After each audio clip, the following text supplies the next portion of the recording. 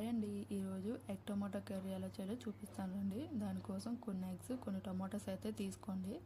తీసుకున్న తర్వాత ఒక గిన్నెలో అవన్నీ వేసుకొని కొంచెం కల్లుప్పు వేసి ఉడకపెట్టుకోండి. ఉడకపెట్టుకున్న తర్వాత ఒక గ్యాస్పై ఒక ప్యాన్ పెట్టి అందులో 2 టేబుల్ స్పూన్ల ఆయిల్ అయితే పోసుకొని ముందుగా ఉడకపెట్టుకున్న ఎగ్స్ అయితే అందులో వేసి ఒక 5 to 6 మినిట్స్ అయితే వేగనివ్వండి. ఇలా ఎల్లోయిష్గా వచ్చేంత వరకు వేగనివ్వండి.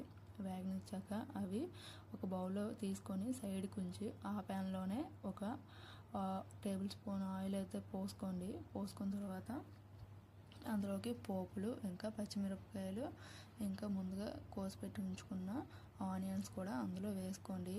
మీడియం ఫ్లేమ్లో ఉంచి వేగనివ్వండి. వేగనిచ్చిన తర్వాత అందులోకి చిటికెడు అల్లం వెల్లుల్లి పేస్ట్ కూడా వేసుకోండి. వేసుకొని కలుపుకున్న తర్వాత ముందుగా వేయించుకున్న ఎగ్స్ని అందులో వేసేసుకొని టమాటో ప్యూరీని కూడా వేసుకోండి.